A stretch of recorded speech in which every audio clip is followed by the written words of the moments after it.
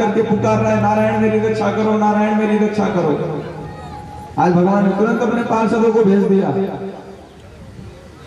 आज भगवान के पार्षद गए और तुरंत उन्हें छुड़ा करके ले जाने लगे, छुड़ा दिया।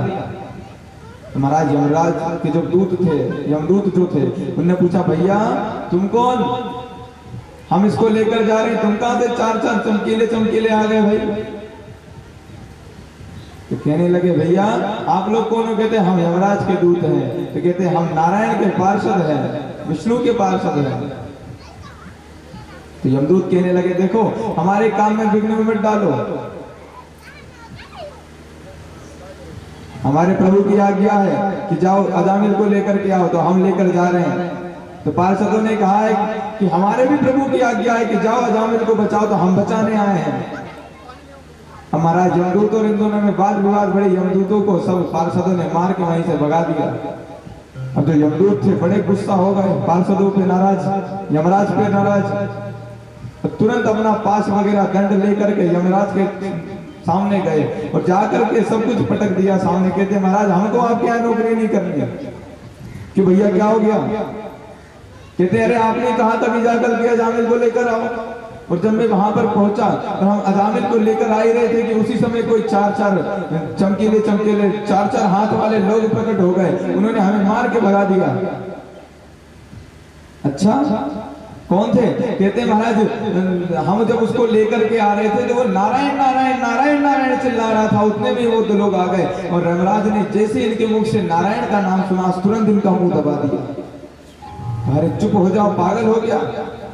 अगर दो चार बार और नारायण नारायण इतनी उच्च स्वर में कर दिया तो हमारा धंधा ठप हो जाएगा। क्योंकि भगवान नारायण की जो नाम है उसके अंदर इतना तेज है। कहते ना राम से बड़ा राम का नाम, तो वैसे भगवान नारायण से भी बड़ा उनका नाम है। नारायण शब्द में संसार आ जाता है, पूरा संसार समाया हुआ है। और इतना पावन नाम है नारायण। हमें भी भगवान का नारायण का नाम हमेशा लेते रहना चाहिए। इतना पावन नाम है कि अगर भगवान के उस नारायण नाम का हम एक बार कीर्तन कर ले, संकीर्तन कर ले, यदि भगवान के नाम को ले ले तो हम सभी का उद्धार हो जाए। वो जो नरक में पड़ी हुई जितनी भी आत्मा है उन सबका एक बार में उद्धार हो जाए। इसलिए भगवान का नाम हमेशा लेना चाहिए। हमारा हम भी एक बार नारायण नाम का संकीर्तन कर लेते हैं। श्रीमन नारायण नारायण नारायण श्रीमन नारायण नारायण श्रीमन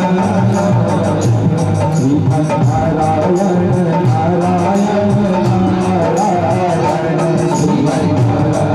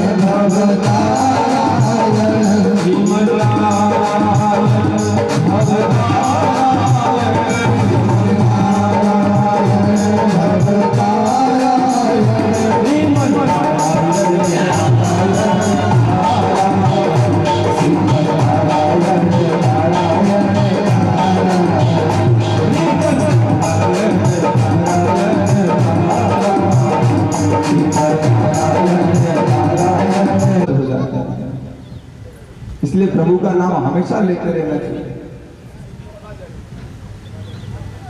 आज महाराज तो यमराज के दूतों ने जब नारायण बताया तब यमराज ने कहा कि भैया सुनो, जो लोग वैष्णव हो, जिन्होंने भगवान का नाम लिया उन लोग को मत लेकर के आया करो। जो वैष्णव है, जो भगवान के भक्त हैं उनको कभी मत लेकर आया करो।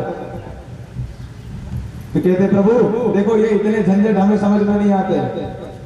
एक काम करो, आप तो साफ साफ हमें बता दो कि किसको लेकर के आना है और किसको लेकर के नहीं आना। ही व्याख्यान होता है। क्या होता है? कहते हैं नव तुलसी का वृंद, वहां पर तुलसी का जिस जगह पर आप पौधा देख लो, ऐसी जगह पर से जाकर के किसी मनुष्य को लेकर के मत आना, क्योंकि वो भगवान का भक्त होगा। नारायण, आज यहाँ पर अजामिल ने जब इनकी इतनी वाद विवाद सुनी, जब पार्षदों और यमदूतों का लड़ाई झगड़े को देखा, तब मन में विचार करने लगा, भैया यदि मैंने गलती से उस नारायण का नाम लिया, तब उसने अपने पार्षदों को मुझे बचाने के लिए भेज दिया।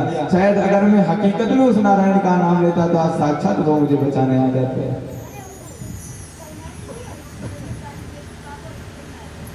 नारायण, तो यहाँ पर कहते हैं कि भैया नरकों का बड़ा घोर बताया गया है। वैसे तो बहुत सारे नरक हैं, लेकिन मुख्य रूप से 24 नरकों का वर्णन किया है।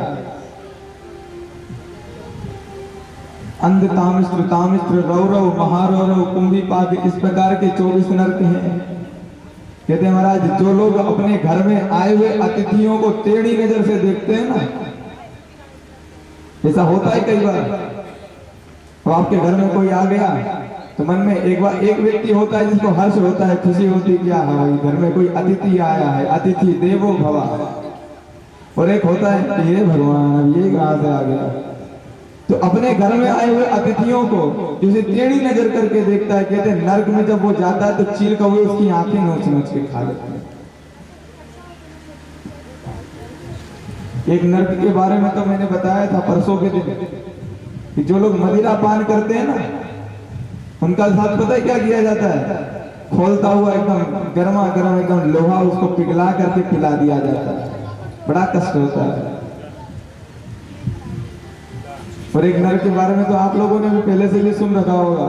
वो कहते पकोड़े के जैसे तलते हैं वहां पे नर्क में, जो मांस आदि खाते हैं, जो भगवान की बनाई सृष्टि में अन्य धन होने के बावजूद भी इस अनाज को नहीं खा करके जो मांसाहार करते हैं ना, उन लोग को कहते हैं जितने भी जिस मनुष्य जिस प्राणी को उसने मारा हुआ होता है, वो सब प्राणी उसका धीरे धीरे थोड़ा थोड़ा मांस नोचते हुए खाते हैं।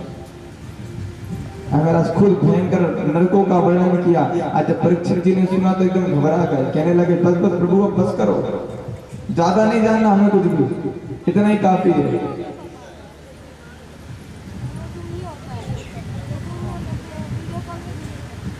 आज महाराज बढ़िया नरकों का वर्णन बताया गया। इसके बाद में अजामिल की कथा के उपरांत महाराज हिरण्यकश्यप की कथा आती है। यहाँ पर जब हिरण्याक्ष की मृत्यु के विषय में जब हिरण्यकश्यप को पता चला कि भैया हमारे भाई को इन्होंने मार दिया, किसने मारा? नारायण ने मारा है। किसने मारा है? नारायण ने 12 अवतार धारण किया था। कल की कथा में कथा सुनाई थी, तो 12 अवतार धारण करके नारायण ने हमारे भाई की मृत्यु कर दी, हमारे भाई को मार दिया। तो आज नारायण से बैर बांध लिया इन्होंने कि मैं विष्णु को जीवित नहीं छोड़ूंगा, मैं उसको मार डालूंगा। आज दुश्मनी कर ली नारायण से।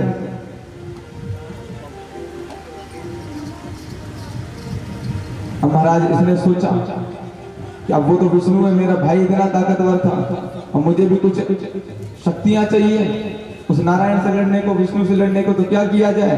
तो कहता है कि तपस्या करने के लिए जाता हूं। आज महाराज ब्रह्मा जी की तपस्या करने के लिए जब ये जाने लगा तो इनके जो पत्नी थी वो गर्भवती थी। क्या थी? गर्भवती। अब इन्होंने सुन रखा था, इन्होंने सुन रखा था कि महाराज जब गर्भ में हमारे संतान हो तो ऐसे समय पर भगवान का नाम लेने से एकदम भगवत भक्त पुत्र का जन्म होता है। तो जब ये सुन रखा था तो कहते हैं कि अब भगवान का नाम किसके मुख से सुने? तो अपने पिता के मुंह से अगर ये बच्चा भगवान का नाम सुन लेता है तो एकदम भगवान का भक्त ही निकलेगा। लेकिन पिताजी ने तो वैर बांध रखा है कि उस नारायण को मैं जीवित नहीं छोड़ूंगा। आज ये गर्भवती है। अब जब हिरण्यकश्यप भगवान ब्रह्मा जी की तपस्या करने के लिए जा रहा था तो जैसे ही घर से बाहर निकला वहीं पर एक तोता बैठा था। अब तोते की आदत होती है ना, वो कुछ ना कुछ बोलता रहता है। इसने प्रतिज्ञा करी थी कि मैं नारायण को जीवित नहीं छोड़ूंगा, तो उसने भी नारायण बोल दिया। महाराज जैसे ही नारायण बोला तो हिरण्यकश्यप को बड़ा क्रोध आया, फिर घर के अंदर आ गया और आकर के कहने लगा कि आज का तो पूरा दिन ही खराब है। उसकी पत्नी ने पूछा भाई क्या हो गया? तो कहते जैसे भी तपस्या करने के लिए जा रहा था मुझे एक तोता मिला, उसने नारायण का नाम लेके पूरा दिमाग खराब कर दिया। कहने लगे किसका नाम लिया प्रभु? कहते नारायण का। प्रभु एक बार और बता दो किसका नाम लिया? कहते अरे क्या ना नारायण का नाम लिया। महाराज सुनाई नहीं दिया। किसका नाम लिया? तो कहते कितनी बार बताऊं? नारायण नारायण नारायण नारायण नारायण का नाम लिया। राज महाराज ऐसे बार बार पूछते पूछते 108 बार नारायण का नाम निकलवा दिया। आज यहाँ पे हिरण्यकश्यप ब्रह्मा जी की तपस्या करने के लिए गया। यहाँ पे इंद्र ने हिरण्यकश्यप की पत्नी का हरण करके ले जाने लगा कि ये हिरण्यकश्यप इतना बड़ा दैत्य है तो इसकी जो संतान होगी वो भी बहुत बड़ी दैत्य होगी, तो जन्म होने से पहले इसको मार डाला जाए। तो इसलिए हिरण्यकश्यप की पत्नी का हरण करके लेकर चला गया। जब इंद्र जाने लगे तो महाराज रास्ते में नारद जी महाराज मिले और नारद जी ने पूछा भैया कहाँ ले जा रहे हो? तो नारद जी से कहने लगा कि इनके गर्भ में संतान है, अगर वो पैदा हो गए तो देखो हिरण्यकश्यप कितना बड़ा दैत्य है, तो इनकी संतान भी कितनी क्रूर होगा, इसलिए इसको ले जा रहा हूं कि जन्म के पहले इसके वध कर दूंगा। तो कहते हैं नहीं नहीं इंद्र, इसके जो गर्भ में जो संतान है वो दैत्य नहीं महाराज, वो तो भगवान का भक्त निकलेगा। आज यहाँ पर इंद्र से हिरण्यकश्यप की पत्नी की रक्षा करके नारद जी ने अपने ही आश्रम में रखा और नित्य उनकी पत्नी को खूब सुंदर सुंदर भगवान की कथाओं के विषय में बताने लगे, भगवान की कथा गा गा करके सुनाने लगे। और जिस समय माँ गर्भवती होती है उस समय भगवान की कथा बहुत सुननी चाहिए, क्योंकि जितनी भगवान की कथा सुनोगे, जितना भगवान के प्रति आपका मन लगा रहेगा, आपकी संतान भी उतनी अच्छी निकलेगी। तो जितना इधर दुनियादारी के लोग चक्कर में पड़े रहोगे, आजकल क्या होता है फोन चलाते हैं, अब बेड रेस्ट का मौका मिल गया, नर्स कर देती भैया कुछ काम नहीं करना, घर में जाओ और आराम करो। तो आराम कैसे करते हैं? आराम से महाराज पलंग पे अपना लेट गए, फोन हाथ में लिया, फोन चला रहे हैं, रील्स देख रहे हैं, वीडियो हम देखेंगे फालतू फालतू के। तो बताओ जब आप फालतू काम करोगे तो आपके संतान भी फालतू निकलेंगे कि अच्छे निकलेंगे? अच्छे निकलेंगे कि फालतू निकलेंगे? फालतू ही निकलेंगे ना। अब टीवी में सास बहू के सीरियल देख रही है, लड़ाई झगड़ा देख रही है, तो कला तो घर में होना ही है। जब संतान होगा तो फिर वो भी ऐसा ही निकलेगा। पिक्चर देखेंगे धूम धड़ाके वाली, तो फिर संतान भी धूम धड़ाके से ही पैदा होगा। तो इसलिए जिस समय माँ गर्भवती हो तो उसे जितना हो सके भगवान की कथा श्रवण करनी चाहिए। आज यहाँ पर नारद जी महाराज इसको खूब बढ़िया बढ़िया कथा सुनाते थे। जब यहाँ पर जब हिरण्यकश्यप की तपस्या पूर्ण हुई, हिरण्यकश्यप को ब्रह्मा जी ने आकर के वरदान दिया। महाराज ब्रह्मा जी हिरण्यकश्यप की तपस्या से प्रसन्न हुए, सामने आए, कहने लगे वरदान मांगो बेटा, क्या वरदान मांगते हो? तो कहते प्रभु मुझे अमर कर दो। कहते भैया इस संसार में अमर तो कोई भी नहीं है,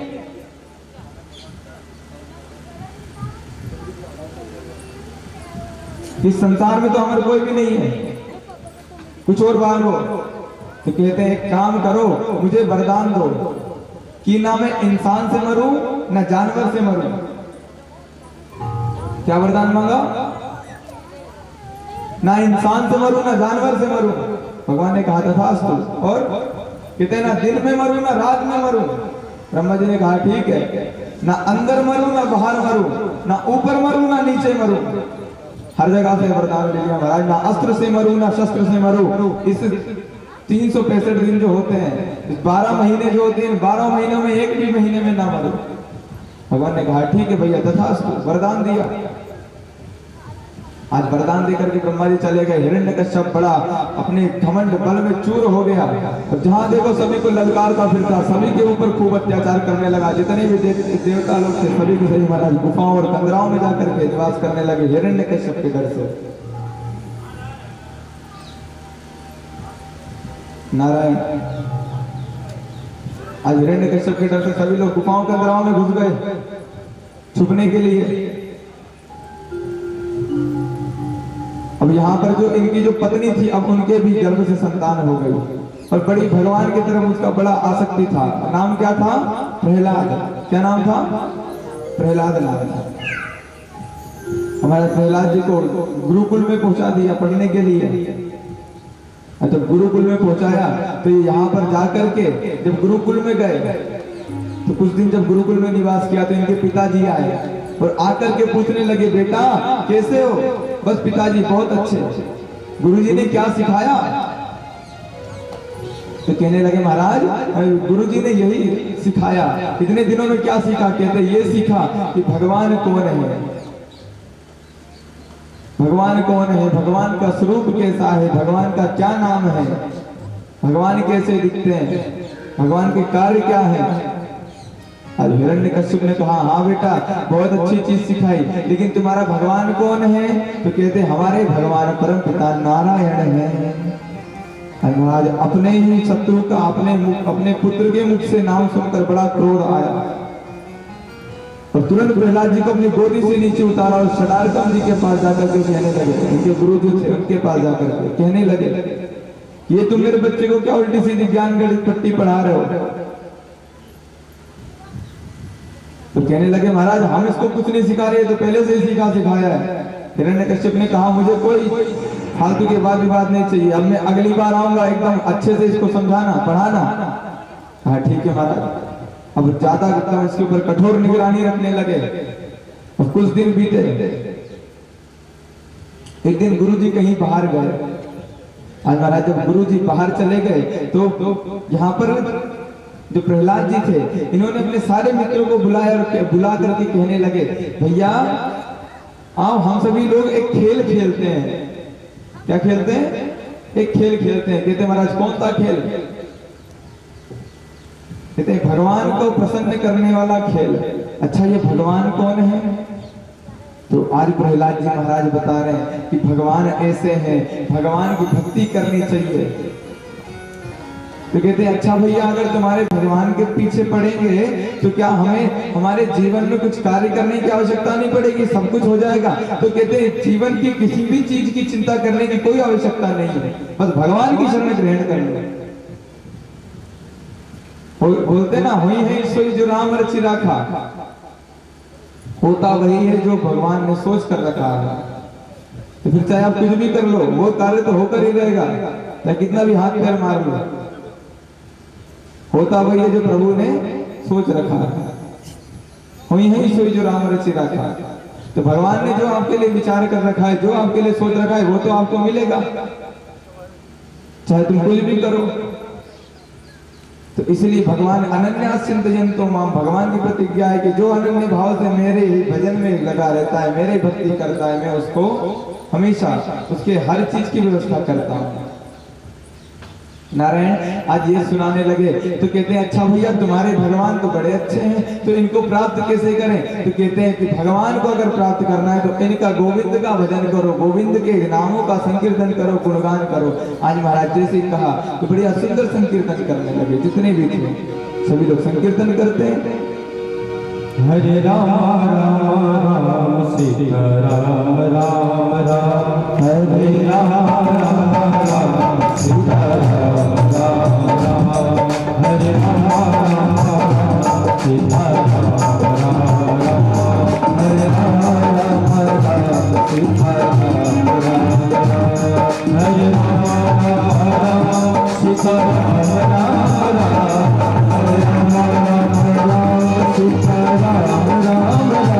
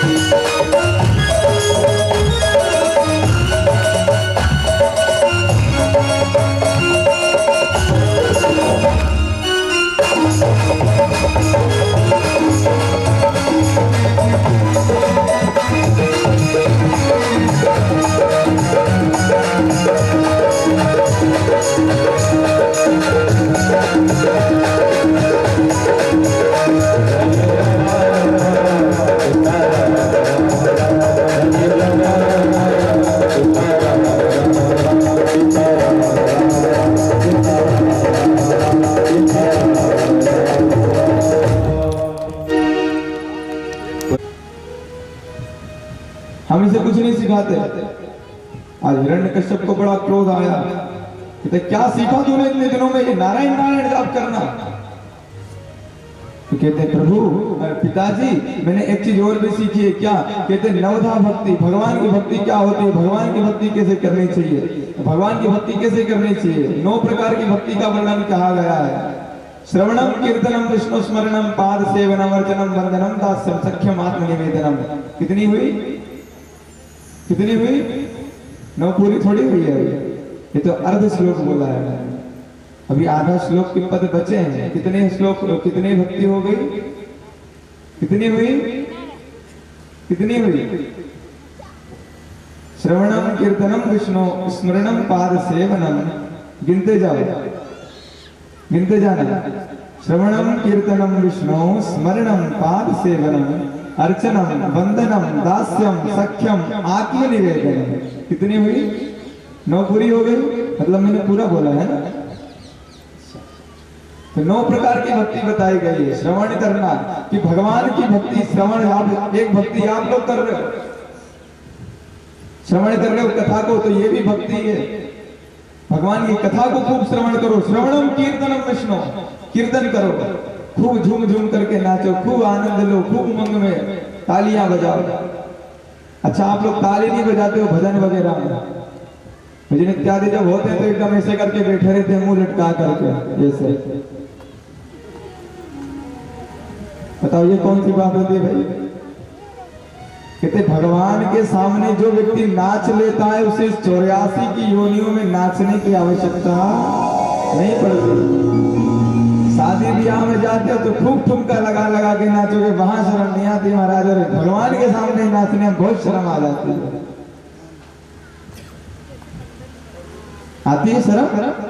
तालियां बजाने में शर्म आती है, भगवान का नाम लेने में शर्म आती है। अरे हम लोग से अच्छे कभी वृंदावन जाकर देखना, किसी तीर्थ स्थान में वृंदावन जब जाओगे ना, तो अब हम लोग को टीका लगाने में शर्म आती है, अपने धोती कुर्ता पहनने में शर्म आती है। लेकिन बाहर से दूसरे देशों के जब लोग आते तो बड़ा बड़ा टीका लगाते हैं, धोती पहनते हैं, हाथ में गौमुखी माला लेके हरे कृष्णा कृष्णा कृष्णा हरे हरे, हरे राम राम राम हरे हरे, हरे कृष्णा। तो जाप करते हुए चलते रहते, उनके मन में भगवान का भक्ति करते हुए चलते रहते हैं। और हम लोग को शर्म आने लगी आजकल। तो धिक्कार है हमें, हम हिंदू होने के बावजूद भी, सनातनी होने के बावजूद भी, हिंदुस्तान में रहने के बावजूद भी भगवान की भक्ति नहीं कर रहे। और दूसरे विदेशी लोग हमारे कल्चर को आकर के अपना रहे हैं। बताओ। तो श्रवणम कीर्तनम विष्णु, भगवान का कीर्तन करना चाहिए। और जब भगवान के भजन हो तो खूब ताली बजाओ, आनंद के साथ ताली बजाओ, भले धीरे बजाओ, जरूरी नहीं है कि जोर जोर से एकदम, धीरे धीरे भी बजाओगे तब भी काम चल जाएगा। धीरे ही बजाओ। अच्छा महाराज अगर नहीं बजाएंगे तो क्या होगा? कहते जो ताली बजाते हैं उनके सर से जितने भी पाप होते हैं वो सब उतर जाते हैं। जो भगवान की ताली बजाते हैं जितने पाप होते हैं सबकी सब उतर जाते हैं। अच्छा महाराज उतर तो जाते हैं, तो उतर के कहाँ जाते हैं? कहते जो ताली नहीं बजाते हैं उनके हम सर पे जाकर चले जाते हैं। इसलिए कथा भागवत में तालियां खूब बजाना चाहिए, ताली का बहुत महत्व होता है। अच्छा दूसरी चीज, ताली जब बजाते हैं इससे अपना एक्यूप्रेशर भी चार्ज होता है। हाथ जब ऐसे मिलता है तो ब्लड, रक्त का जो संचार होता है ना, बढ़िया होता है। एक थेरेपी होती है, मसाज होती है, उसमें धीरे धीरे ऐसे ऐसे ऐसे करके मारते हैं, तो उससे रक्त संचार बहुत अच्छे से होता है। तो इसलिए ताली बजाने से भी रक्त संचार होता है। तो इसलिए तालियां खूब बजाओ, खूब भगवान के पास आओगे, ठुमका लगा लगा के खूब नाचो नारायण। तो श्रवणम कीर्तनम विष्णु। तीसरी भक्ति कौन सी? तीसरी भक्ति कौन सी? स्मरणम। श्रवणम कीर्तनम विष्णु स्मरणम, भगवान का स्मरण करो। श्रवणम कीर्तनम विष्णु स्मरणम पाद सेवनम, भगवान की सेवा करो। जब कथा में आओ, जब भगवान के सम्मुख जाओ तो भगवान के चरणों में ध्यान होना चाहिए। लेकिन हम देखते तो भगवान के चरणों में, लेकिन ध्यान हमारा हमारे चरणों में होता है। अब कथा भागवत में जा रहे हैं, कहीं मंदिर में जा रहे हैं, महाराज तो चप्पल तो बाहर उतारनी पड़ जाती है। त्वमेव माता च पिता, चप्पल तो है ना, त्वमेव बंधु च सखा त्वमेव। फिर देखो ध्यान उनके चरणों में, देख उनके चरणों की तरफ रहे हो, लेकिन मन अपने चरणों में लगा है, भैया कोई चप्पल चुरा कर ना ले जाए। तो भगवान के पाद सेवा करने को भी एक भक्ति कहा गया। श्रवणम कीर्तनम विष्णु स्मरणम पाद सेवनम, अर्चनम, अर्चना करो भगवान की, अर्चनम वंदनम, स्तुति करो, दास्यम, दास्य भाव भगवान से रखो, जैसे सेवक का होता है ना अपने मालिक से, वैसे दास्य भाव भगवान से रखो। श्रवणम कीर्तनम विष्णु स्मरणम पाद सेवनम अर्चनम वंदनम दास्यम। फिर सख्यम, कुछ नहीं कर सकते तो भगवान को अपना मित्र बना लो, अपना सखा बना लो। कुछ ना कुछ नाता भगवान से जीवन में जरूरी है जोड़ना, क्योंकि अगर इससे नाता जोड़ लिया तो इस संसार के लोगों से आपका कोई मतलब नहीं, क्योंकि सब साथ छोड़ सकते हैं लेकिन ये कभी साथ नहीं छोड़ता। तो श्रवणम कीर्तनम विष्णु स्मरणम पाद सेवनम अर्चनम वंदनम दास्यम सख्यम आत्मनिवेदनम। कुछ मत करो महाराज, अगर भगवान के सामने से गुजर रहे तो एक बार दो हस्तक और एक मस्तक लेकर के इनके सामने आ जाओ, भगवान उससे भी प्रसन्न है, कुछ नहीं मांगते। 9 प्रकार की नवधा भक्ति के विषय में जब बताया, अब तो हिरण्यकश्यप के क्रोध का ठिकाना ना रहा। प्रहलाद जी का हाथ पकड़ा, तुरंत अपने राज्य भवन में लेकर के गए और कहा अब इसको मार डालो, इसको सजा दो। क्या किया महाराज, एक बहुत बड़ी खाई के ऊपर लेकर गए और खाई से गिरा दिया। आज जब प्रहलाद जी को गिराया है तो इनके मन में चल रहा है कि नारायण नारायण नारायण नारायण, भगवान का मंत्र जाप कर रहे हैं, ओम नमो भगवते वासुदेवाय। हे भगवान, अब ये नहीं कह रहे भगवान मेरी रक्षा करो, भगवान मुझे बचाओ, गिर रहा हूं, नहीं, तो भगवान के नाम का जाप कर रहे हैं, ओम नमो भगवते वासुदेवाय, ओम नमो भगवते वासुदेवाय। हमारा जब भगवान के ऊपर विश्वास है, भक्ति है, प्रेम है, अब भगवान ने गिरने से पहले ही इन्हें अपने अंक में भर लिया। महाराज प्रहलाद जी महाराज को बचा लिया।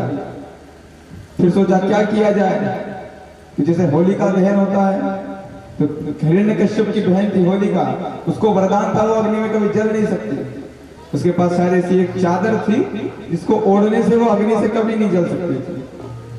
तो प्रहलाद जी को अपनी गोदी में बिठा करके अग्नि में कूद गई, लेकिन भगवान ने ऐसी माया दिखाई कि वो होलिका का तो दहन हो गया और प्रहलाद जी महाराज जी भी तो बच गए। फिर किया महाराज, कारावास में डाल दिया, कारावास में काफी दिन तक भूखे प्यासे रहे, बस श्रीमन नारायण नारायण नारायण नारायण नारायण नारायण। अब पालन करने वाले नारायण है, तो हर चीज की कमी होने नहीं दे रहे किसी चीज से प्रहलाद जी को। अब जब हर प्रकार से करके देख लिया, तब जब कुछ समझ नहीं आया, एक दिन हिरण्यकश्यपु ने क्रोध में भरकर प्रहलाद को सभा में बुलाया और कहा, अरे प्रहलाद, क्या हमेशा नारायण नारायण का जाप करता रहता है? कहते पिताजी, नारायण तो भगवान है, परम पिता है, ये पूरा संसार ही कृष्णमय है, श्याममय है, राममय है, नारायणमय है, हरिव्यापक सर्वत्र समाना, प्रेम ते प्रकट होत में जाना। भगवान हर जगह पर विद्यमान है। कहते अच्छा, तेरा जो नारायण है क्या वो हर जगह विराजमान है? कहते हाँ महाराज, हमारे नारायण हर जगह है। तो कहते ये जो खंबा है क्या इसमें तेरे नारायण विराजमान है? प्रहलाद जी कहते हैं हाँ प्रभु, इसमें मेरे नारायण विराजमान है। आज हिरण्यकश्यप ने जैसी सुना कि इसके अंदर नारायण है, तुरंत अपनी गदा उठाई महाराज, एक गदा का प्रहार किया और जैसे ही गदा का प्रहार किया उसमें से स्वयं नरसिंह भगवान प्रकट हो गए। बोलो नरसिंह भगवान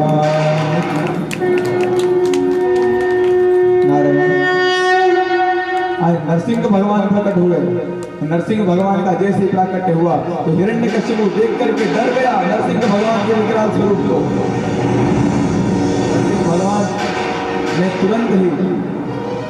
नरसिंह भगवान ने तुरंत ही उसको उठा करके अपने जंगा पर बिठा लिया और कहा, आज तुझे जीवित नहीं छोड़ूंगा, तूने बहुत कष्ट दिया है प्रहलाद को। हिरण्यकश्यप पहले तो घबराया, फिर याद आ गया कि हमें तो वरदान मिला है। कहा भाई हमें वरदान मिला है, आप हमें नहीं मान सकते। अच्छा क्यों? हमें वरदान मिला है कि ना हम किसी मनुष्य से मरेंगे, नहीं किसी जानवर से मरेंगे। भगवान ने कहा ये देख, मैं इंसान हूं या जानवर, बता। अब नरसिंह भगवान का स्वरूप कैसा है? आधा मनुष्य का और आधा सिंह का, शेर का। कैसा स्वरूप है? आधा मनुष्य आधा शेर। तो कहा भैया देख, मैं तो आधा मनुष्य हूँ, आधा शेर बता, मैं इंसान हूँ, जानवर हूँ। कहा चलो कोई बात नहीं, हमें को ये भी वरदान मिला है कि ना दिन में मरूं ना रात में मरूं। कहते भैया ये गोधूली समय का वेला हो रहा है, जो समय अभी चल रहा है इसी समय हिरण्यकश्यप की मृत्यु हुई थी, अभी होने भी वाली यहाँ पर, तो इसी समय हुई थी। अब ना सुबह है ना रात है, ना दिन है ना रात है, शाम का समय हो रहा है। अच्छा तीसरा वरदान याद आ गया कि ना अस्त्र से मरूं ना शस्त्र से मरूं। भगवान कहते भैया देख तेरे लिए ये मेरे नाखून ही काफी है तुझे मारने को, बड़े बड़े नाखून। अब हिरण्यकश्यप ने कहा अच्छा तो मैंने एक वरदान और भी मारा था, ना ऊपर मरूं ना नीचे मरूं ना अंदर मरूं ना बाहर मरूं। कहते ना अंदर हो ना बाहर हो, डेहरी पर हो। डेहरी पर लेकर बैठे, बताओ डेहरी जो होती है घर की है, घर के अंदर होती है घर में बाहर होती है? डेहरी कहाँ होती है? अंदर होती है कि बाहर होती है? ना अंदर होती है ना बाहर होती है, बीच में होती है भाई। तो डेयरी पर लेकर बैठे हैं, ना ऊपर मरूं ना नीचे मरूं, जंगा पर बिठा रखा है, जमीन पर भी नहीं है आसमान में भी नहीं है। अब हिरण्यकश्यप के सारे हक्के बक्के हो गया। फिर एक वरदान याद आया, कहता है मैंने भगवान से मांग रखा था वरदान कि आपकी बनाई सृष्टि के किसी इंसान से ना मरूं। तो कहते हैं बेटा जिस ब्रह्मा से तू वरदान लेकर आया ना, उस ब्रह्मा को तो हमने बनाया है, उसने हमें थोड़ी बनाया, वो ब्रह्मा को हमने बनाया है। हिरण्यकश्यप ने कहा एक वरदान और बचा है। कौन सा? कि इस 12 महीने में किसी महीने में ना मरूं। तो भगवान ने कहा बेटा तेरे लिए स्पेशल एक महीना अलग से बनाया, वो जो आते हैं ना चतुर्मास से अधिक मास आता है ना 4 साल ना। आज यहाँ पर हिरण्यकश्यप के जितने भी प्लान था सबके सब फेल हुआ। यहाँ पर भगवान नरसिंह ने उसके हृदय में अपने नाखून को गलाया और तुरंत उसका पेट को उद्योग कर दिया और आज हिरण्यकश्यप की यहाँ पर मृत्यु हो गई। नरसिंह भगवान का क्रोध बहुत उग्र था, बहुत उग्र स्वरूप क्रोधित थे। अब जितने भी देवते हैं सभी को पकड़ पकड़ कर मारने लगे। यहाँ पर एक जगह कथा आती है कि भगवान शिव जी ने समझाने के लिए आए थे, तब नरसिंह भगवान और शिव जी का भी बहुत भयंकर युद्ध हुआ था, कभी आगे कथा में बताएंगे। तो महाराज इसके बाद में नरसिंह भगवान हर जगह सभी को मारने लगे। तब किसी को कुछ समझ नहीं आया तो सबने कहा कि चलो माता लक्ष्मी के पास चलते हैं, उनसे कहेंगे इनके पति देव है शायद समझा दें। लक्ष्मी माता के पास गई, सभी देवता लोग गए कि माँ चलो, भगवान ने एक विकराल स्वरूप धारण किया, भगवान बड़े क्रोधित हो रहे हैं, उनको थोड़ा मना लो। देवी ने सोचा अरे हमारे भगवान तो कैसे हैं, शांताकारं भुजगशयनं पद्मनाभं सुरेशं विश्वाधारं गगनसदृशं मेघवर्णं शुभांगं लक्ष्मीकान्तं कमलनयनं योगविद्यानगम्यं वंदे विष्णु भवभयहरणं सर्वलोकैकनाथं। संसार के एकमात्र नाथ है महाराज, एकदम शांताकारं है। कितना क्रोध आया होगा, जो भी क्रोध होगा हम देख लेंगे। लक्ष्मी माता को लेकर गए, लक्ष्मी जी भैया सुंदर श्रृंगार आदि करके जब गई तो जैसे नरसिंह भगवान के सामने गई, भगवान ने जोर से दहाड़ा मारी महाराज। जैसे दहाड़ा लक्ष्मी जी घबरा गई, कहते भैया ये किसके सामने लेकर आ गए हमें, ये हमारे पतिदेव नहीं है, किसके सामने लिया है? लक्ष्मी जी घबरा कर पीछे लौट गई। नारायण अब यहाँ पर सभी लोगों ने प्रहलाद को कहा, महाराजा प्रहलाद जी ने बड़ी सुंदर स्तुति करी, यहाँ पर नरसिंह भगवान को शांत किया। अब प्रहलाद जी से बोला बेटा वरदान मांगो, क्या वरदान चाहते हो? आज नरसिंह भगवान से जब वरदान मांगने के लिए नरसिंह भगवान ने प्रहलाद जी को कहा तो प्रहलाद जी ने वर मांगा कि प्रभु मेरे जो पिता हैं हिरण्यकश्यप, इनको आप अधोगति मत देना, इन्हें आप अपना परम पद मोक्ष पद देना। भगवान ने कहा बेटा जिसके पिता, जिसके कुल में तुम्हारे जैसा उत्तम कोटि का भक्त जन्म ले लेता है, उसके 7 कुल आने वाले और 7 कुल हो चुके जो पिछले थे उन सबको मैं तार देता हूँ। आज यहाँ पर भगवान एकदम अपने क्रोध को शांत किए। जिस प्रकार एक गाय को देखा होगा जब बछड़े को जन्म देती है तो चाट चाट के साफ करती है ना, वैसे ही आज नरसिंह भगवान को भी इतना प्रेम हो रहा है, इतना प्रेम उमड़ रहा है कि आज प्रहलाद को चाट रहा है। बड़ी सुंदर झांकी है। यहाँ पर हिरण्यकश्यप का भगवान ने वध किया, प्रहलाद की कथा समाप्त। इसके बाद में एक बार की बात है, अब समुद्र मंथन की कथा आती है। नारायण समुद्र मंथन की कथा आती है। एक बार की बात है, देवराज इंद्र अपने ऐरावत हाथी से चढ़ करके अपने स्वर्ग लोक में जा रहे थे। उसी समय रास्ते में दुर्वासा ऋषि मिल गए। दुर्वासा ऋषि ने देवराज इंद्र को देखा, प्रसन्न होकर के अपने गले की माला उतार के उनको चढ़ा दी। इंद्र ने अपने अंदर अहंकार किया, उस माला को अपने हाथी ऐरावत को दे दिया और ऐरावत ने उसको जमीन पे फेंक कर कुचल दिया। दुर्वासा ऋषि ने जब देखा बड़ा क्रोध आया, श्राप दे दिया कि जाओ देवताओं, मैं तुम्हें श्राप देता हूं, तुम सभी की सब श्रीहीन हो जाओ, हमारी जितनी भी शक्ति है सब खत्म हो जाए, क्षीण हो जाए। आज महाराज श्राप दिया। यहाँ शुक्राचार्य जी को जैसे ही पता चला तो इन्होंने कहा, देवताओं जाओ और जाकर के हमला कर दो, अभी देवता लोग बड़े कमजोर हैं। दैत्यों ने तुरंत हमला किया, सभी देवताओं को उनके राज्य पाठ से भगा दिया और हर जगह आराम से रहने लगे। जितने देवता थे सबकी सब रोते बिलखते हुए पहुंच गए नारायण के पास, जाकर कहने लगे, प्रभु रक्षा करो, त्राहिमाम। क्या हुआ भैया? कि दैत्यों ने हमारे ऊपर हमला किया और सब कुछ हमारा राज्य आदि से नष्ट कर दिया। अब हम लोग श्रीहीन हो गए, इसलिए दैत्यों से हम लोग मुकाबला नहीं कर पाए। भगवान ने कहा, एक काम करो, तुम्हारे जितनी भी श्री थी, तुम्हारा जितना भी बल पौरुष एवं तेज था, सबकी सब समुद्र में मिल गया। एक काम करो, जाकर के तुम समुद्र का मंथन करो। क्या करने को कहा? समुद्र मंथन करने को कहा। तो कहते अकेले हम कैसे करें? तो कहा भैया अकेले तुमसे मंथन नहीं होगा, तो क्या करें? दैत्यों को भी साथ में ले लो। आज देवता सब लोग दैत्यों के पास गए, दैत्य भी मान गए, ठीक है भैया साथ में मिलजुल के मंथन करेंगे। अब यहाँ पर इतना बड़ा समुद्र मंथन करेगा ऐसे, तो कहते मंदराचल पर्वत को लेकर के आए मथने के लिए। जो मथनी होती है ना, मथनी के लिए मंदराचल पर्वत को लेकर के आए। मथनी में जो रस्सी होती है उसको क्या करें? अब इतना बड़ा पर्वत, तो वासुकी नाग की आराधना करी। तो वासुकी नाग आए और वासुकी नाग को मथनी बना लिया। नारायण वासुकी नाग को मथनी बनाया, मंदराचल को साथ में रखकर जैसे ही मथने का प्रयास करने लगे, तो जैसे ही समुद्र में उन्होंने पर्वत मंदराचल को रखा तो तुरंत नीचे डूबने लगा। अब जब महाराज डूबने लगा तब क्या किया जाए? सभी देवता लोग घबराने लगे। तो सभी देवता घबराने लगे। तब भगवान समझ गए कि भैया ऐसे काम नहीं चलेगा, क्या अब तो कुछ करना पड़ेगा। तो भगवान ने क्या किया? कूर्म अवतार यहाँ पर धारण किया। किसका अवतार धारण किया? कूर्म मतलब कच्छप अवतार। बोले कच्छप अवतार भगवान की जय। आज भगवान ने कच्छप का स्वरूप धारण किया, उस पर्वत के नीचे जाकर के बैठे। अब भगवान की पीठ पे रख करके उस मंदराचल को रगड़ रहे हैं। इसमें हमारे परम पूज्य गुरुदेव एक बात कहते थे, एक बार की बात है, नारायण अपने शेष सैया पर लेटे हुए थे। अब माता लक्ष्मी से कहा, देवी पीठ में बहुत तेज खुजाल हो रही, थोड़ा खुजाल दो। अब लक्ष्मी माता तो एकदम सुकोमल हाथों से धीरे धीरे खुजाले। नारायण ने बोला, देवी थोड़ा और तेज खुजा लो। तो लक्ष्मी जी थोड़ा और तेज खुजाले, तो कहती देवी और खुजा लो। तो कहती महाराज अब इससे ज्यादा हमारे बस की बात नहीं, इतनी खुजली हो रही, तो एक काम करो पत्थर रगड़वा लो अपनी पीठ पे। तो आज लक्ष्मी जी के वचन को सत्य करने के लिए भगवान जी ने आज मंदराचल को अपने पीठ पर धारण कर लिया। महाराज नारायण, तो यहाँ पर आज मंदराचल पर्वत को रखा और जैसे ही मंथन करना प्रारंभ किया तो सबसे पहले हलाहल विष निकला। कौन सा विष निकला? हलाहल विष निकला महाराज। और जैसे ही विष निकला तो विष को, जो विष के कारण इस संसार में पूरा भय मचने लगा। सब लोग सांस लेना मुश्किल हो गया, बहुत भयंकर विष। तो इसको ग्रहण कौन करे? तो जितने देवता थे सबके सब भोले बाबा के पास गए, जाकर के प्रार्थना करने लगे, महाराज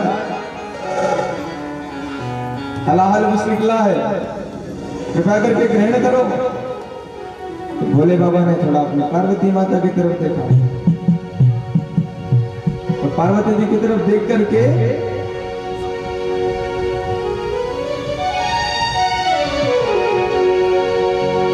शिव ने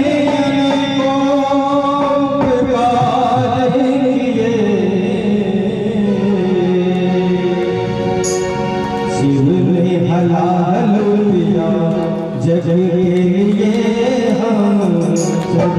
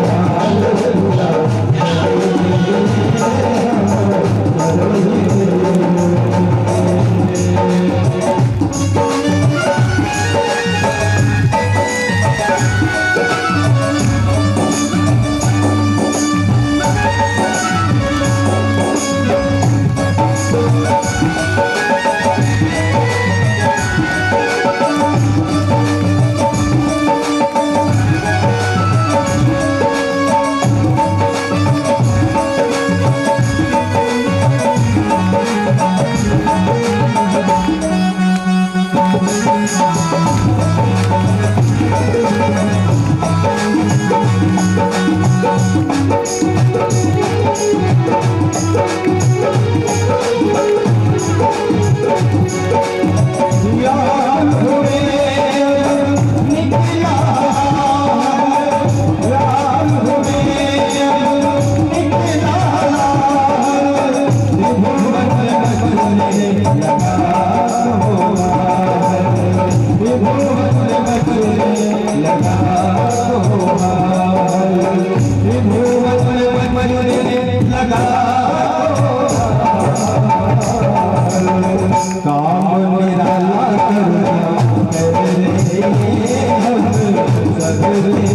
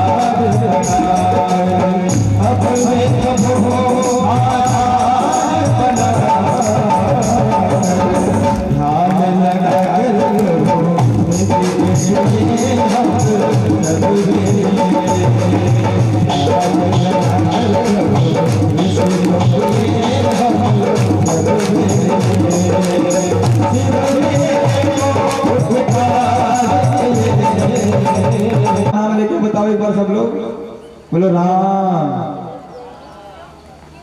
राज बोलते तब क्या होता है, मुख खुल जाता है। तो डिब्बी का कोड वर्ड क्या है, राम बोलते से मुख खुले जाएगा, और जैसे ही माँ बोलोगे फिर बंद हो जाएगा। तो राम नाम की डिब्बिया बनाई महाराज, उसी के अंदर सारे विष को धारण करके अपने कंठ में बसा लिया। इसके बाद सबसे पहले हलाहल विष निकला, फिर महाराज कहते काम धेनु गाय निकली, सब ऋषियों को दे दी गई। कौस्तुभ मणि निकली, ब्रह्मा आदि अप्सराएं निकली। फिर महाराज लक्ष्मी माता का प्राकट्य हुआ, बोले लक्ष्मी मैया की।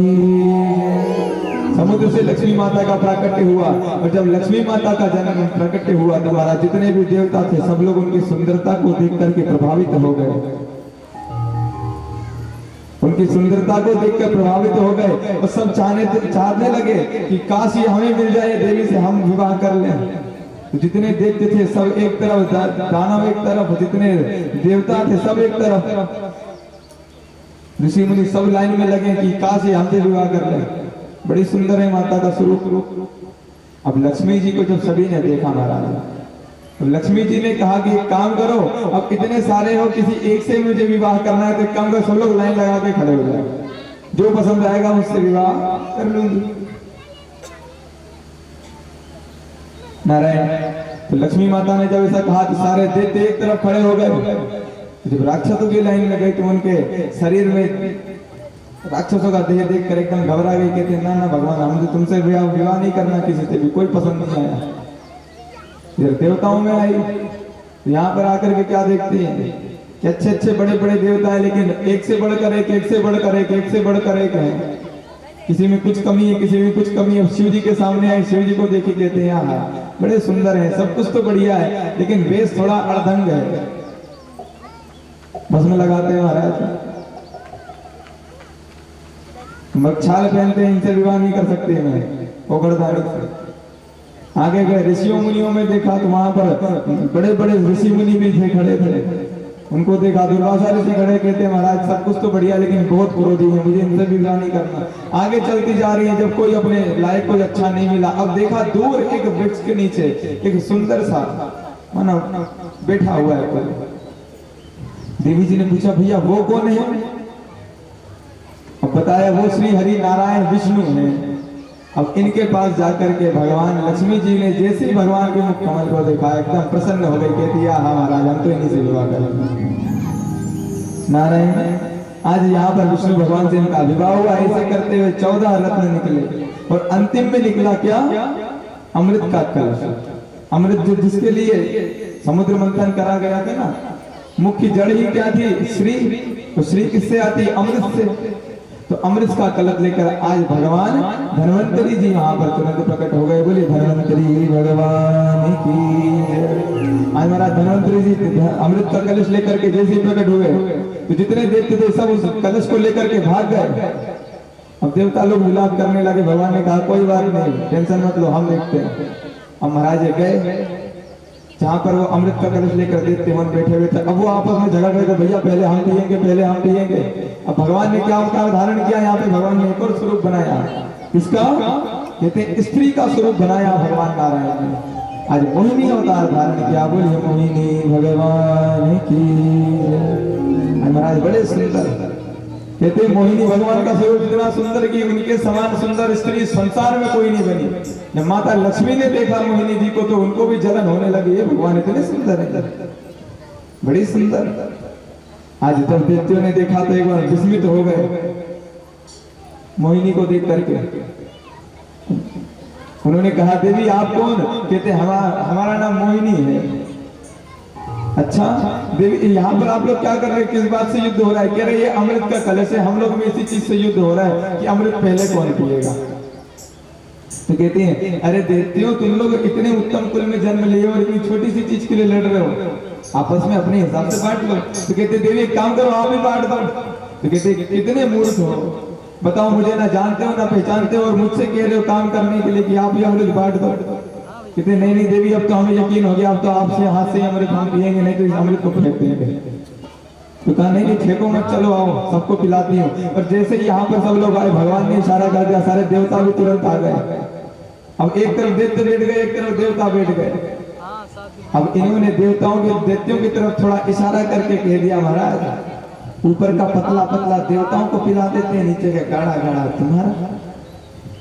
अब यहाँ अमृत देवताओं को पिलाने लगी भगवान और देवतियों को अपने रूप सुधा की चटनी चटा रही। भगवान बड़े सुंदर सुंदर ऐसे इशारे करें तो देखते देख देख के बड़े प्रसन्न हो, सबको देखें एक नजर मार मार के। देखते को लगा महाराज कितनी अच्छी स्त्री हमें देख रही है, हमसे प्रेम करने लगी लगता है।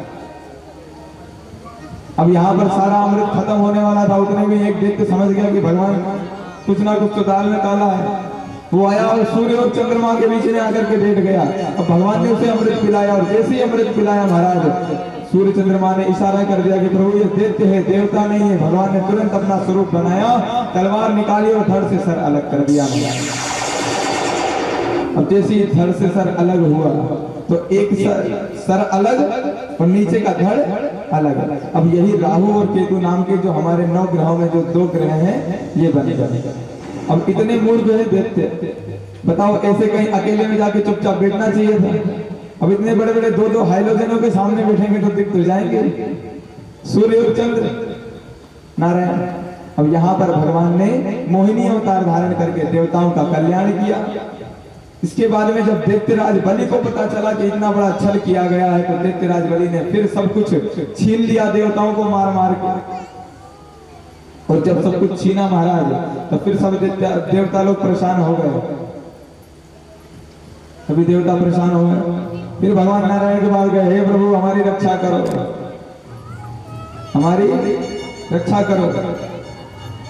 तब भगवान ने आज देवताओं की राज्यपाट को वापस दिलाने के लिए, इनकी रक्षा करने के लिए क्या किया कि आज भगवान ने वामन का अवतार धारण किया। महाराज बोलिए वामन भगवान की जय।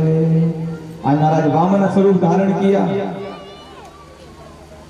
आज यहाँ पर वामन का अवतार लिया। वामन मतलब भगवान का स्वरूप कितना बड़ा, भगवान कितने बड़े हैं, मात्र 52 उंगली के, 52 उंगल के छोटे से भगवान का स्वरूप है। आज भगवान यहाँ पर बलि के सामने जब जा रहे हैं महाराज, आज हम लोग के बीच में भी वामन भगवान की बड़ी सुंदर झांकी की प्रकट होगी। आप सभी लोग भी उसका दर्शन करें, बढ़िया आनंद ले। वामन का रूप बनाया राजा बलि के द्वारे आया।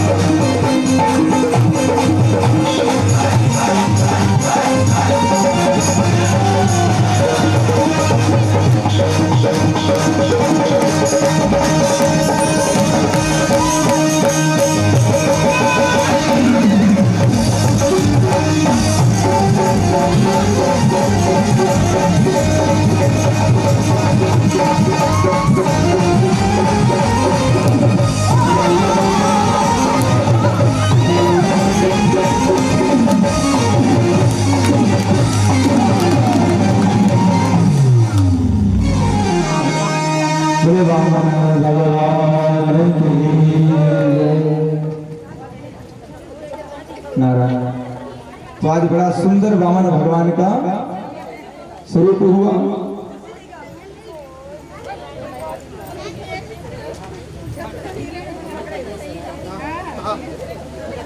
सब लोग अपने अपने स्थान पर बैठ जाएं।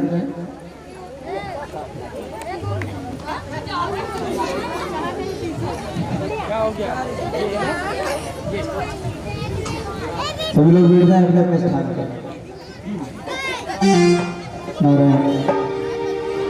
तो आज यहाँ पर वामन भगवान को जब बलि राजा ने देखा तो इनके सुंदर स्वरूप को देख करके बड़े प्रसन्न हो गए और मन में विचार करने लगे कि जो यज्ञ आज मैं करवा रहा था वो तो सफल हो गया महाराज। तो बटुक ब्राह्मण का दर्शन हुआ, बड़े खुश बड़े प्रसन्न। अब वामन भगवान के पास आकर के कहने लगे प्रभु हम आपसे बड़े प्रसन्न हैं, मांग लो आप क्या मांगते हो। तो कहते नहीं महाराज हमें कुछ नहीं चाहिए। बोलते नहीं प्रभु अब आपको मांगना ही पड़ेगा। तो कहते अच्छा चलो ठीक है, वैसे तो हमें कुछ चाहिए नहीं, लेकिन अगर आप कह रहे हो कि मांगने के लिए तो मुझे 3 पग भूमि देने का आप संकल्प ले लो। तो कहते महाराज कैसी बात कर रहे हो, एक तो 3 पग भूमि मांग रहे हो उसमें भी संकल्प। कहते नहीं मारेगा आप संकल्प लो तब तो मैं मांगू, नहीं तो मैं नहीं मांगूंगा। हाँ ठीक है संकल्प ले लेते हैं। आज महाराज बलि ने संकल्प लिया कि 3 पग भूमि में इनको दान कर दूंगा। आज महाराज जहां संकल्प लिया तो जैसे ही संकल्प छोड़ा आज भगवान ने अपना विराट स्वरूप बनाना प्रारंभ कर दिया। आज महाराज इतने बड़े हो गए कि एक पैर में तल अतल वितल सुतल जलातल रसातल महातल पताल की सारी संपत्ति नाम डाली, दूसरे में भू भुवस्व महाजन सब कुछ सारे लोग ऊपर के नीचे के 14 भुवन 2 ही बार में नाम डाले महाराज। जब 2 पैर तो रख लिए, अब वामन भगवान ने बोला अपने नागपाश को बुलाया। भगवान ने अपने शेषनाग को आदेश दिया कि इसको नागपाश में बांध दो। किसी ने संकल्प लिया था कि भैया 3 पग भूमि का दान करेगा, 2 पैर में तो मैंने सब नाम डाला, तीसरा पैर कहाँ रखूं। इन्होंने पूछा भगवान ये बताइए धन ज्यादा बड़ा होता है या धनवान ज्यादा बड़ा होता है। बताओ धन बड़ा होता है या धनवान बड़ा होता है। धनवान बड़ा होता है। तो अभी तक तो आपने मेरे धन को ना पाए महाराज, मैं तो रह गया। अब एक काम करो 3रा पग आप हमारे सर पे रखे। आज महाराज भगवान ने इनके 3रा पैर इनके सर पे रखा। आज राजा बलि का संकल्प यहाँ पर पूर्ण हुआ। भगवान ने जितनी भी संपत्ति थी सबकी सब देवताओं को लौटा दी। यहाँ पर बलि के ऊपर प्रसन्न होकर के बलि को वरदान मांगने को कहा कि बलि मांग लो क्या चाहते हो। बलि ने कहा प्रभु अब आपने मुझसे मांग लिया तो अब हम आपसे क्या मांग रहे हैं, कुछ नहीं चाहिए। कहा कि जाओ हम आपको सुतल लोक का राजा बनाते हैं, वहां पर आप निवास करो। तो इन्होंने कहा चलो मालिक अगर आप राजा बनाए रहे तो एक वरदान हम भी मांगना चाहते हैं, क्या कि आप हमारे यहाँ नौकर बन जाओ, आप हमारे द्वारपाल बन जाओ। भगवान ने कहा ठीक है जैसी इच्छा। अब भगवान यहाँ पे नौकर बन गया। नारद जी ने जाकर लक्ष्मी माता को खबर करी। लक्ष्मी जी सोचने लगी अब ये तो द्वारपाल बन गए हैं, अब हम क्या करें, हमारा क्या होगा। तो ये तुरंत बलि के पास गई और जाकर के उसे राखी बांधी। और जब राखी बांधी बलि को तो बलि ने कहा कि बहन आज से तुम हमारी बहन बन गई हो, मांग लो तुम्हें क्या मांगती हो। रक्षाबंधन में बहनें मांगती है ना अपने भैया से। बोला मांगो क्या मांगते हो। कहते हैं हमें तुम्हारा द्वारपाल बड़ा पसंद है हमें। बलि ने कहा अच्छा जी ये चाहिए। बहन पूरा तो नहीं दूंगा लेकिन एक काम करो 6 महीने तुम्हारा 6 महीने हमारा। तो 6 महीने का उत्तरायण और दक्षिणायन होता है, तो वही 6 महीने भगवान शिफ्ट चेंज करते रहते हैं। उसको हम कहते हैं कि भगवान सो गए और भगवान उठ गए। लेकिन भगवान कभी सोते नहीं, भगवान सो जाएंगे तो हम सभी बार में सो जाएंगे। बोले कृष्ण कन्हैया लाल की जय। यहाँ पर महाराज श्री रामवंश की कथा आती है। अब परीक्षित जी महाराज प्रश्न करते हैं कि हे प्रभु आपने सारी कथा तो बड़ी अच्छी सुनाई, जरा मुझे अब थोड़ा सूर्यवंश के विषय में बताओ। तो कहते हैं महाराज सूर्यवंश में सबसे पहले हुए अम्बरीश राजा, अम्बरीश के सगर, सगर के भगीरथ, भगीरथ के रघु, रघु के अज और अज के हुए दशरथ। तो महाराज दशरथ जी महाराज की कोई संतान नहीं हो रही थी। तब इन्होंने पुत्रेष्टि यज्ञ करवाया, बहुत भारी यज्ञ हुआ। उसमें भगवान साक्षात धन्वंतरी जी प्रकट हुए और एक चरु लेकर के आए। उसके अंदर प्रसाद लेकर के आए और आकर के दशरथ जी को कहा कि हे दशरथ जी ये प्रसाद आप अपनी रानियों को खिला देना तो इनके संतान हो जाएगी महाराज। तीनों रानियों ने आपस में अपना अपना थोड़ा थोड़ा हिस्सा करके बांट लिया तो तीनों ने खाया। और महाराज आज इनके यहाँ पर भी भगवान का पूर्ण अवतार श्री रामचंद्र जी महाराज का यहाँ पर आज जन्म होता है। बोले श्री रामचंद्र भगवान की जय। आइए महाराज, रामचंद्र भगवान का जन्म हुआ, हम इनके स्तुति कर ले। इसके बाद फिर आगे चंद्रवंश में थोड़ा ध्यान दें कि भय प्रगट कृपाला दीन दयाला कौशल्या हितकारी हर्षय महाकारी गुणी मनहारी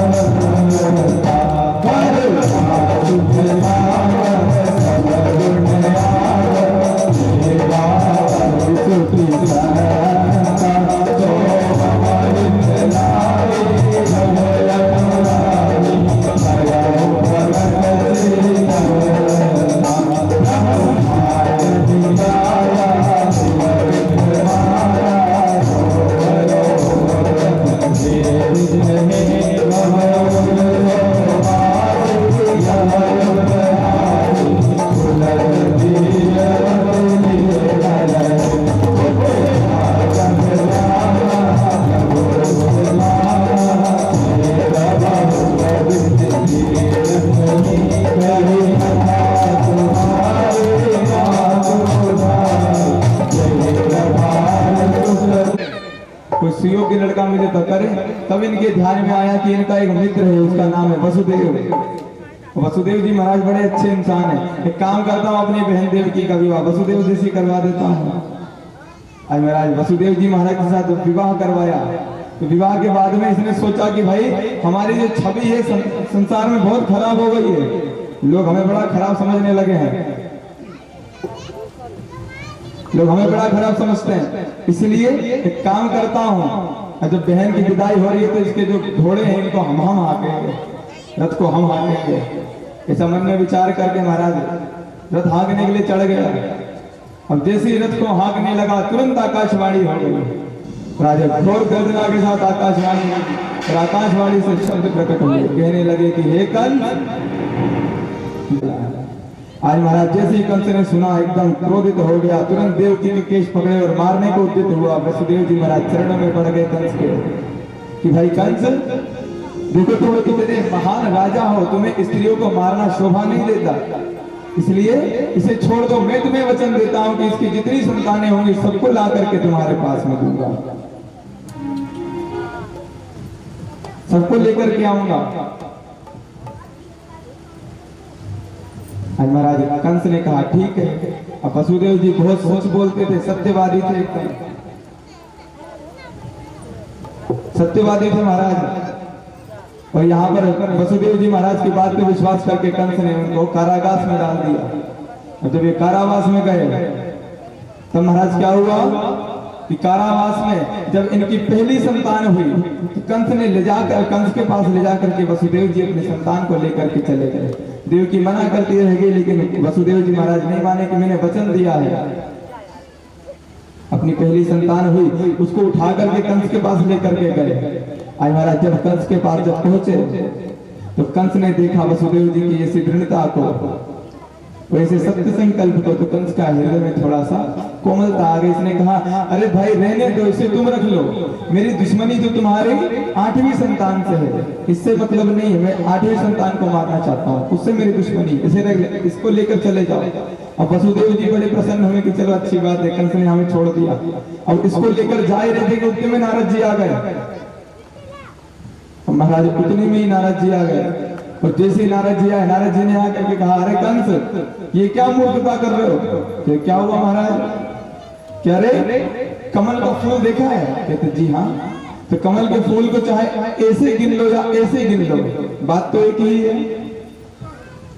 पुष्प की जो पंखुड़ियां हैं, चाहे उसको ऐसे 8 करके गिन लो या ऐसे 8 करके गिन लो, अब पहला भी 8वां हो सकता है, 8वां भी पहला हो सकता है। इसलिए किसी को छोड़ो मत। कंस ने बोला हाँ भैया हमने 1 नंबर बात बताई, हाँ नारद जी सही बात है, नहीं छोड़ना किसी को भी। तो आज पहली संतान हुई, वसुदेव जी की पहली संतान को मार डाला नारायण। यहाँ पर दूसरी संतान हुई, वसुदेव जी लेकर के आए। दूसरी संतान को गर्भ खत्म हुआ, दूसरी संतान को भी मार दिया, तीसरी को भी मारा, चौथी, पांचवी, छठी, जो छठी संतान हुई भगवान की, जो 7वीं संतान हुई माता देवकी की, 6 संतानों को मार दिया। जो 7वें संतान हुए उनको भगवान ने, जैसे आजकल होता है ना, गर्भ किसी और का होता है और बच्चा किसी और का होता है, आजकल ऐसे ऑपरेशनों से करवा दिया जाता है। तो वैसे ही भगवान ने क्या किया कि जो 7वीं संतान थी वो माता देवकी के गर्भ से निकाल के माता रोहिणी के गर्भ में पहुंचा दिया। आज यहाँ पर रोहिणी माता के गर्भ में पहुंचाई। कंस को लगा हमारे डर से 7वीं संतान मर गई, और यहाँ पर जो अंतिम संतान थी भगवान, जो अंतिम संतान थी माता देवकी की, जो 8वीं संतान थी, वो साक्षात पर ब्रह्म परमात्मा ही थे। आज महाराज यहाँ पर जब भगवान गर्भ में अपने माँ के आए, जब भगवान अपनी माता देवकी के गर्भ में आए, तो जब कंस आता था ना माता देवकी के सामने, तो बड़ी अच्छी अच्छी बातें करता था, बड़ी अच्छी अच्छी बातें करता था। क्यों? क्योंकि साक्षात भगवान है। आज देवकी माता के मुख पे एक तेज विराजमान है, एक प्रसन्नता होती थी। आज कंस समझ गया कि यही मेरा काल है, लेकिन जब कंस देवकी के सामने जाता तो बड़ी अच्छी अच्छी बातें करता कि बहन मुझे माफ कर दो, मुझसे गलती हो गई, लेकिन अब क्या करूं। आज महाराज जब 9 महीने पूर्ण होने को आए, तो जितने भी देवता हैं सभी माता देवकी के सम्मुख आए, और आकर के महाराज यहाँ पर सभी लोग प्रार्थना करते हैं, किससे? भगवान से। और क्या प्रार्थना करने के? सत्यव्रतम सत्य परम सत्यम सत्य योनितम च सत्य सत्यात्मकम काम।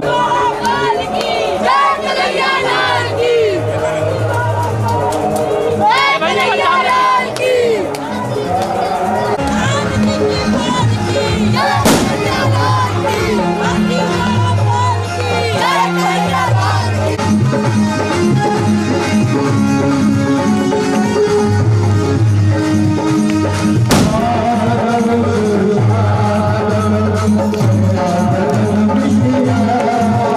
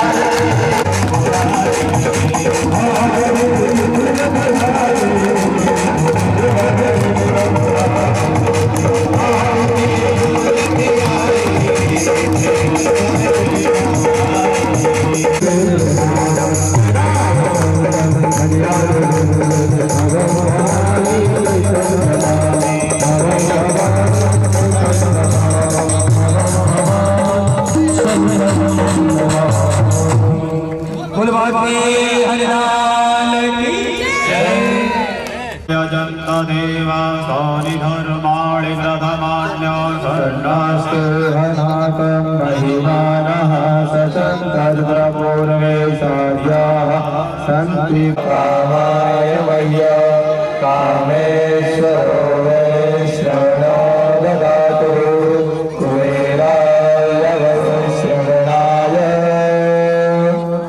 महाराजाय नमः। ॐ स्वस्ति साम्राज्यं भोज्यं स्वराज्यं वैराज्यं पारपर्यायै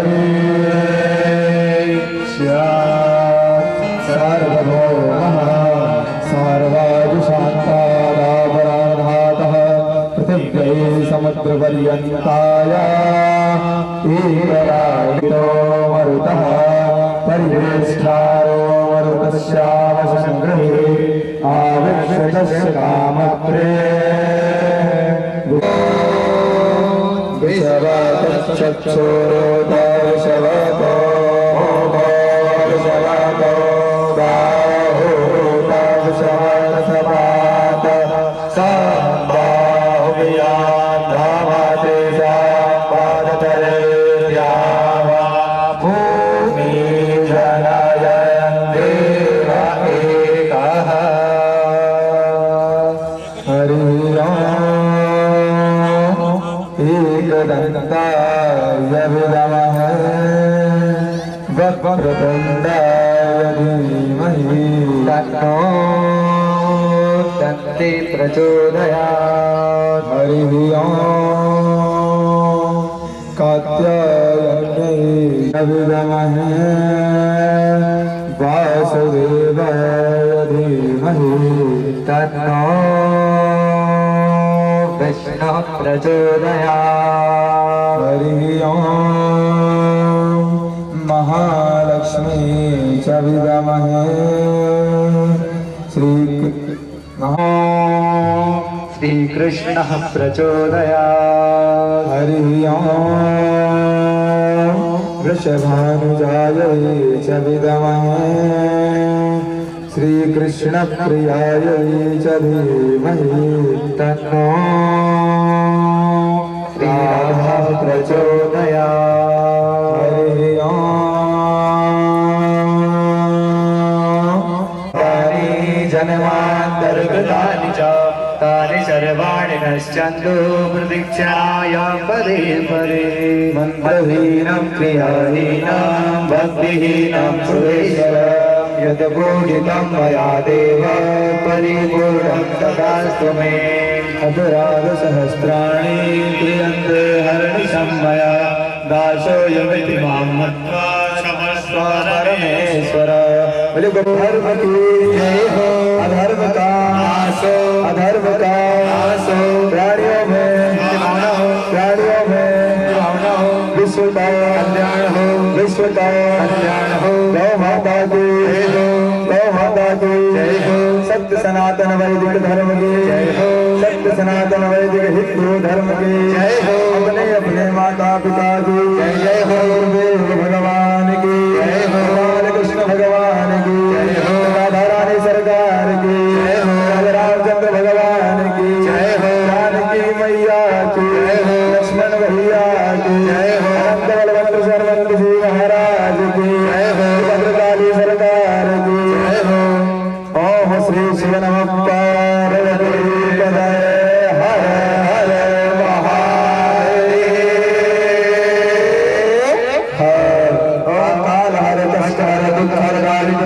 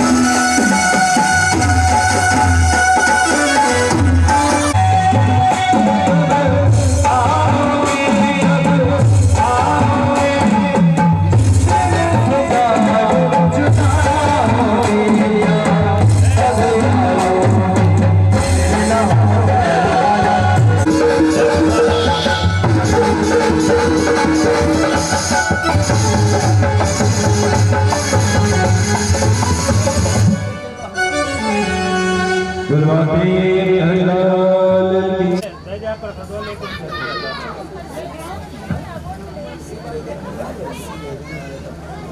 महाराज जी जो भी कहीं लगाना ठीक है। अच्छा इधर से खिंचा रहे हैं क्या? ऐसे मैं फ्लैश में देख रहा था, मैं इधर बैठ रहा था। इससे फोटो खींचती है।